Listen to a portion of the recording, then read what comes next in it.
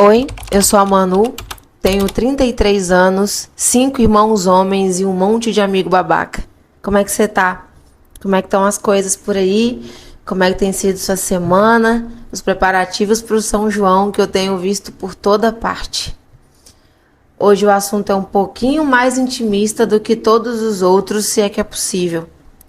Mas é sobre, em especial, um sentimento que me atravessou esse final de semana. E eu preciso compartilhar com vocês. Enquanto eu estava na viagem de trem, indo para o Vale do Aço, Minas Gerais, eu comecei a pensar no modo que os meus amigos existem na minha vida e o modo que eu fui condicionada a tê-los. Um fato interessante sobre mim é que talvez o modo de conquistar as pessoas, o tal apaixonante que o meu pai me ensinou, que falou que eu tinha que ser a minha vida inteira, seja exatamente o ponto que eu cheguei a entender agora. Eu já fui uma pessoa de acreditar que o problema era os outros. Depois eu fui uma pessoa que acreditava que o problema era eu. Só que eu nunca encontrava um equilíbrio entre essas duas coisas. Parece que o equilíbrio era uma coisa muito distante de acontecer. Parece que se houvesse um equilíbrio, então eu encontraria o tédio. Dessa vez eu decidi colocar tudo na mesma bandeja. Enquanto eu escrevia, eu recomecei, estou fazendo um novo livro agora. Só não sei quando ele vai ser lançado, mas ele já existe. Ele já tem suas primeiras páginas. E enquanto eu começava a escrever essas reflexões que vão pro meu segundo livro, eu me peguei pensando em como nós buscamos os outros dentro das relações. Mas eu acho que o principal de tudo é como a gente se busca dentro das relações.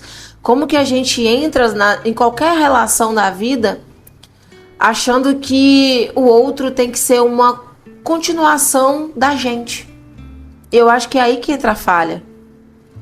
Eu acho que é aí que a gente fracassa com os nossos amigos e com a gente, porque a gente contabiliza isso de modo totalmente equivocado, sabe?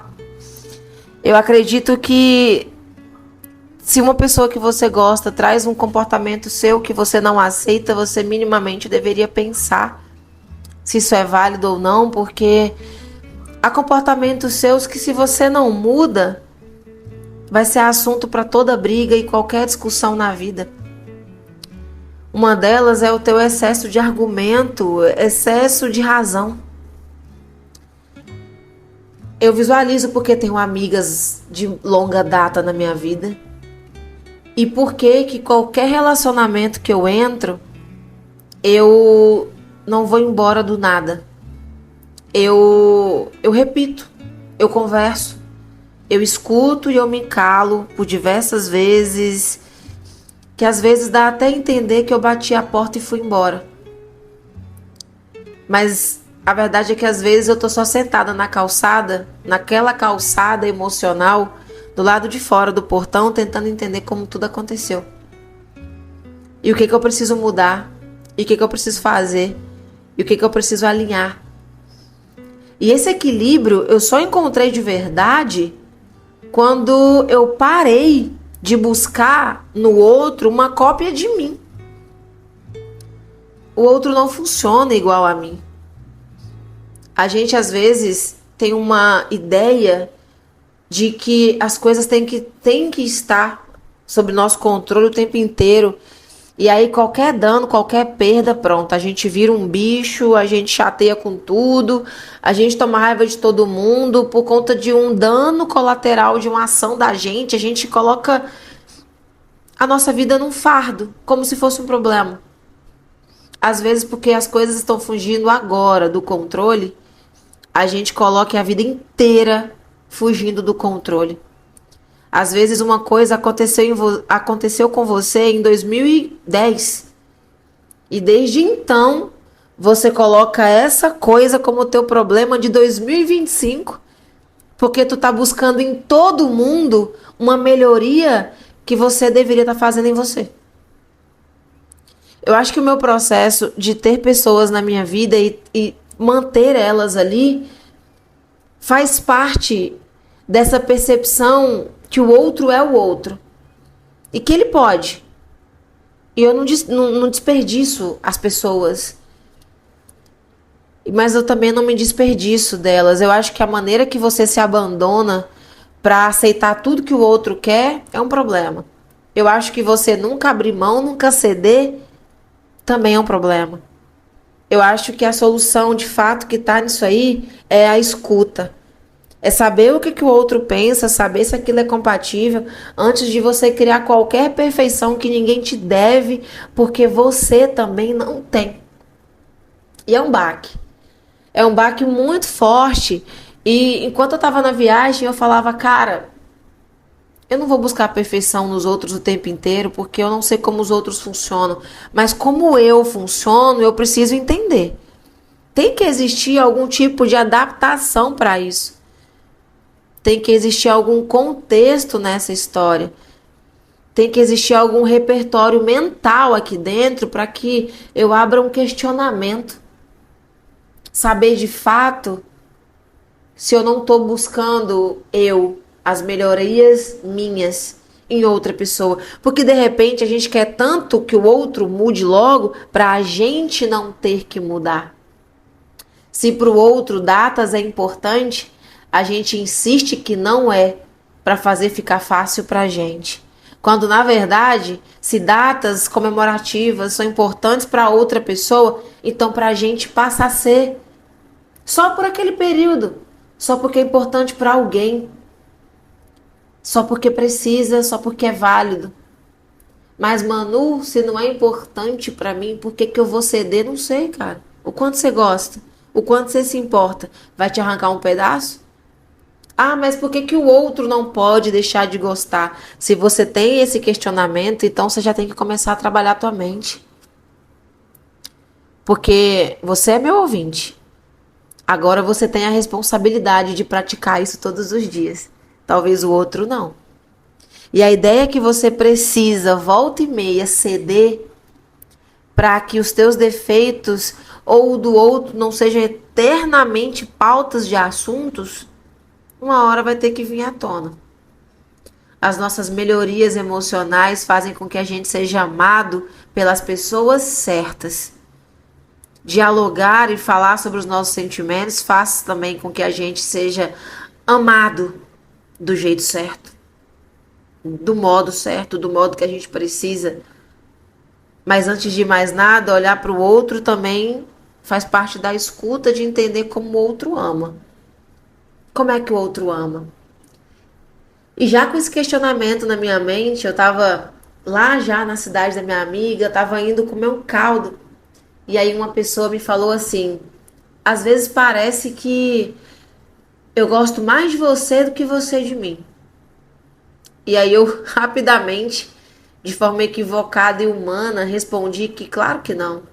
Eu te conto o meu dia, mas é porque pra mim, eu, Manu, entregar meu tempo pra alguém e minha disponibilidade numa vida tão corrida que eu tenho é uma prova de amor imensa. Eu quase não respondo ninguém. E eu queria dizer pra essa pessoa que, olha só, eu devo gostar muito de você, tá? Porque eu não atendo ninguém, eu não falo com ninguém, eu não conto do meu dia pra ninguém. Eu não me exponho para as pessoas com a facilidade que as pessoas acham. Coisas minhas são minhas. Eu não respondo todo mundo no WhatsApp. É uma sucessão de vácuos. Eu queria ter dado essa explicação. Só que aí, antes de falar isso, eu fui atropelada pela pergunta da pessoa, que disse assim: esse é o seu jeito de dizer que ama? Dando o feeling, o feedback do seu dia? E aí eu entendi que não era assim que o outro gostava de ser amado. Era o meu jeito de amar. Mas a gente só sabe disso falando. A gente só entende que tem coisas que a gente tem que ceder para não virar pautas de assuntos para sempre. Quando a gente cresce também, a gente tem que entender isso. A gente só consegue absorver mudança, de fato, quando a gente coloca o eu na mesa, antes da gente pontuar todos os gostos, sem minimamente se perguntar por que são aqueles gostos e de que modo a gente aprendeu a amar. É engraçado que, por mais que eu fale com muito amor do meu pai, o meu pai, ele era um homem muito ocupado. Meu pai, ele era muito ausente, ele estava sempre muito trabalhando. E aí, o fato dele estar sempre trabalhando, quando ele chegava, eu tinha um hábito de tirar as botas do pé dele e fazer massagem no pé dele e limpar a bota. Aquele era meu costume quando criancinha. Aquilo era ele me dando o tempo dele. Quando meu pai falava, não mexe que eu tô com pressa, acabava com o meu dia. Porque eu gostava de cuidar dele nos momentos que ele estava em casa.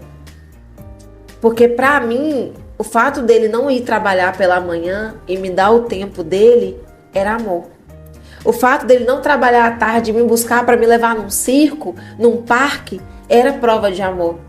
Eu aprendi que amar é dar o tempo para o outro, que é o que eu tenho e é o que eu valorizo.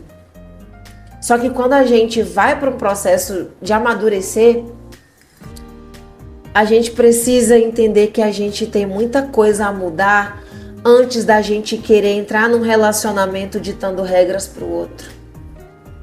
A gente tem minimamente que aprender sobre escuta antes de a gente achar infinitamente que a gente está entrando na relação perfeita. A gente tem uma mania absurda de achar que tudo é sobre a gente. A gente tem uma mania absurda de entrar num relacionamento para o outro fazer a gente feliz. Quando na verdade é o contrário, tá? Eu sinto muito te informar.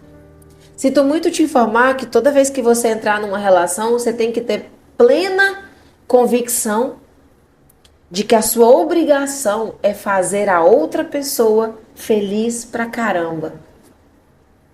E que se você está entrando num relacionamento para se fazer feliz, você já não deveria entrar. Você precisa minimamente olhar para aquela pessoa e falar, quer ver eu entrar na vida dela e na vida dele e fazer essa pessoa a pessoa mais feliz do mundo?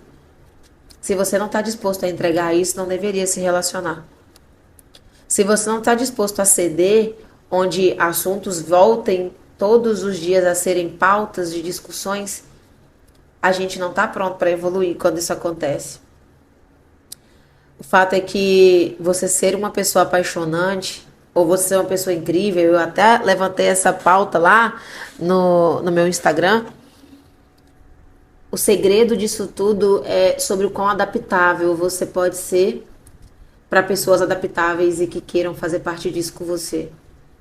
Se você entender o meu recado de hoje, você consegue ser melhor amigo, melhor funcionário, melhor chefe, melhor parceiro, melhor brother, melhor qualquer coisa na sua vida.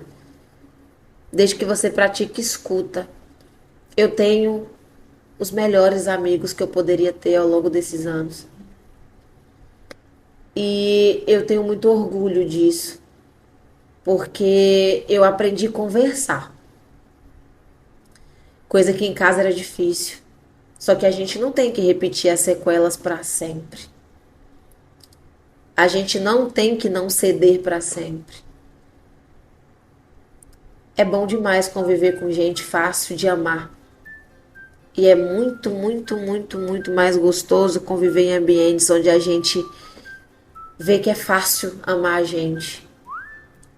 Você quer ver batalha constante? Conviva com pessoas difíceis de serem amadas e te fazem se sentir que você também é difícil. Você vai todo dia estar iniciando uma guerra de transformação. Mas se você está no meio de amigos que facilitem o teu amor próprio, até nos dias que você se sente uma merda, a tua vida vai ser diferente. Alguém tem que iniciar essa troca. Alguém tem que começar o diálogo, alguém tem que abaixar o muro, alguém tem que começar. Claro, você é meu ouvinte e eu espero isso de você. Bom, espero que esse tema tenha te atravessado do jeito que me atravessou do jeito que aqueceu meu coração, do jeito que fez eu ficar reflexiva sobre todas as minhas possíveis conexões na vida e sobre o quanto eu fracassei inúmeras vezes por querer que todo mundo funcionasse como eu funciono e obrigar pessoas. E quantas vezes eu sofri de manter gente na minha vida que não queria ceder, onde só eu fazia isso.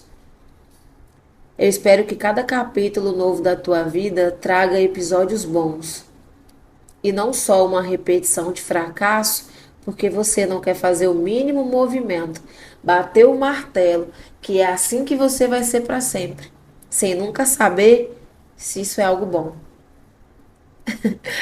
Às vezes a proteção que a gente espera do mundo começa do lado de dentro, porque às vezes a gente tem que se proteger da gente. E uma coisa interessante que eu li essa semana, que eu mesma tinha escrito há um tempo atrás, é que a minha sorte é minha e a sua sorte é sua. Como é que tá a tua vida? Como é que tá o meio que você vive? Não tá visualizando sorte? A sorte é sua. A parte boa é que ela é sua, a parte ruim também. E se você não tá gostando muito da vida que você tá levando, não tá achando que tem muita sorte, talvez você deva recomeçar esse episódio do zero. Ouve de novo. Acho que vai facilitar o processo. Esse episódio é um abraço. Um abraço quentinho, com cheirinho de café ficando pronto. E tem bolo de cenoura. Espero que a sensação chegue aí. Um beijo e até o nosso próximo encontro.